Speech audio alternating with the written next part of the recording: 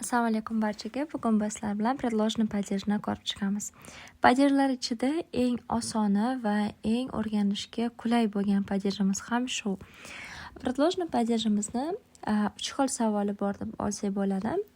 A kom, a chom bu asosiy savollari va shuningdek где degan savolga ham javob bo'ladi.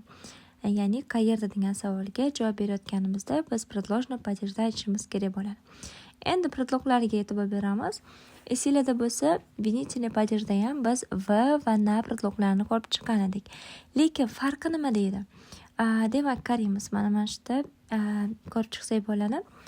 Agarda biz biror bir joyga ketayotgan bo'lsak, например, buni bino deb oladigan bo'lsak yoki uy deb ketayotgan bo'lsak, biz винительный падежda aytayotgandik. Винительda, ya'ni harakat fe'llari bilan aytsak bo'ladi. Biror joyga borayotganimizda, lekin biz ichiga nisbatan aytadigan bo'lsak, biz va yoki ustiga nisbatan mana na deb aytamiz. Biror bir nuqtani oladigan bo'lsak, va yoki na bilan aytamiz. Ya'ni biror joyda degan ma'noda keladi. Ya'ni предложный падежimizda biz haqida va da qo'shimchasi deb olsak bo'ladi. Keyingisi. Demak, misol uchun aytishimiz mumkin, kasalxonada deydigan bo'lsak, больница so'zini больница deb aytamiz.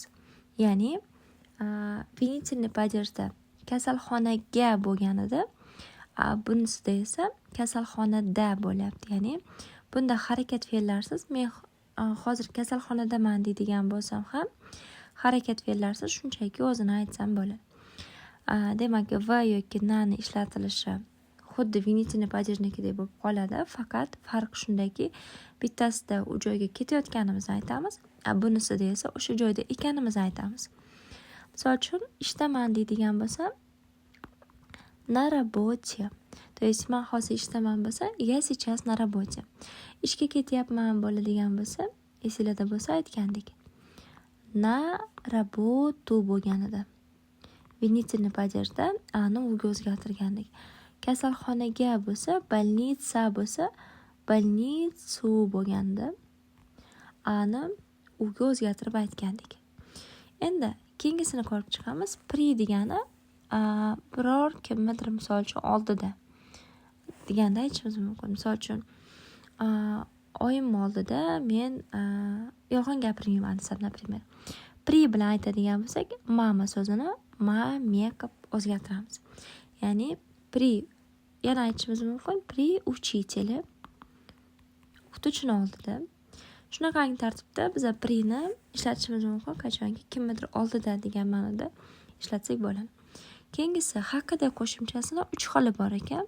Demak, birinchi haqida degani bu umumiy ishlatsa bo'ladigani, obni qachon ishlatamiz? Agarda so'zlarni boshi a, u, e, i ili ye bilan boshlanadigan bo'lsa, biz boshida ob bilan aytamiz. Misol uchun aytishimiz mumkin, universitet haqida desam, ab universiteti bo'ladi. Nimaga bunaqa obni ishlatyapmiz? Chunki o bilan u ketma-ket keladigan bo'lsa, mana o harfi bilan u harfi ketma-ket ikkalasi keladigan bo'lsa, ikkita unli harf yonma-yon kelgani sabab talaffuz uchun unchalik ham qulay bo'lmaydi. Shuning uchun ham biz ob bilan aytamiz. Tarjimasi bir xil keladi. Endi abamniyani ko'p ishlatiladigan holatlari men haqimda degan aytishimiz mumkin. Abamniy talaffuziga ham e'tibor beramiz. Yoki hamma narsa haqida desam, обо всем degan aytishim mumkin. Demak, men haqimda обо мне hamma narsa haqida bo'lsa, обо всем. Так. Hamma narsa haqida. Tarjimasi bir xil bo'ladi. Ya'ni bu hammasida haqida tarjimasida keladi. Endi biz mana shu eslab qolishimiz kerak bo'lgan narsa shuki, biror joyda ekanligimizni aytsak, biz har doim shunaqangi предложный падежdagi o'zgarishlardan foydalanamiz. Ya'ni предложный падежda o'zgartirib aytamiz. Endi kelinglar o'zgarishlarni ko'rib chiqamiz. Qanaqa bo'ladi?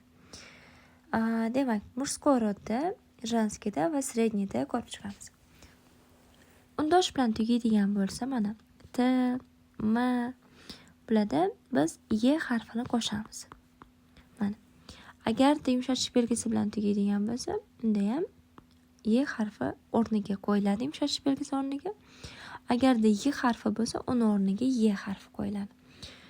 Ko'rayotganingizdek, deyarli 100% biz Y qo'yish orqali tuzarkanmiz. Tak, yana bitta shunaqa holatlarimiz bor. Buni hozir ko'rib chiqamiz. Agarda A bilan tugaydigan bo'lsa, bularning o'rniga ham Y ni qo'yib aytamiz. A mame, например, a машине.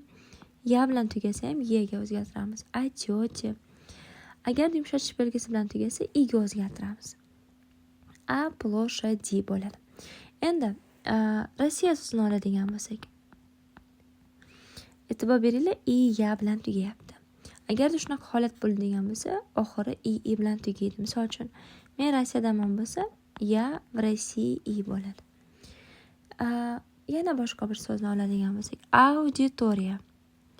Auditoriya oxiri ya bilan tugayapti. Ya va auditoriya I bo'ladi. Ya'ni oxirida ya bo'lsa, I ga o'zgartirib aytamiz. Так, endi средний rodga nisbatan misol uchun a polе deb aytamiz. Bunda o'zgarish bo'lmaydi. A more bunda ham bo'lmaydi.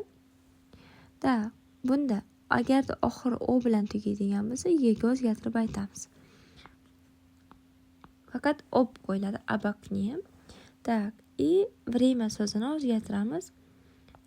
Yani olib tashlaymiz. Yeni qo'shimchasi qo'yiladi. A времени. Shunaqangi tartibda o'zgartiramiz. Endi papa, mushina, dedushka, dядя deganlarni xuddi женский rodda qanaqa o'zgarish bo'lsa, xuddi shunaqangi o'zgartiramiz. A папе, a мужчине, a дедушке, o дяде. Demak, deyarli 100% holatda biz Y qo'yish orqali tuzarkanmiz. Endi yana shunaqa istisno holatlar bor, bularni ko'rib chiqamiz. Faqatgina yodlashingiz kerak bo'lganlarni yozib qo'yganman. Demak, в лесу, o'rmonda oxiri u bilan tugaydi bo'ladi. Bular istisno holatlar, bularni faqat yod olishimiz kerak bo'ladi. O'rmonda, bog'ida, в саду, shkafda bo'lsa, в шкафу, burchakda bo'lsa, в углу, polda bo'lsa, на полу, ko'prikda bo'ladigan bo'lsa, на мосту, qirg'oqda bo'lsa, на берегу, qorda, снегу, jannatda, в раю, og'zimiz ichida deb aytadigan bo'lsak, nimadirni во рту deb aytamiz. Va shunaqangi tartibda o'zgartiramiz.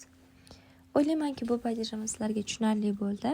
Agarda videolar sizlarga foydali bo'lgan bo'lsa, albatta izohlarda yozib qoldiring.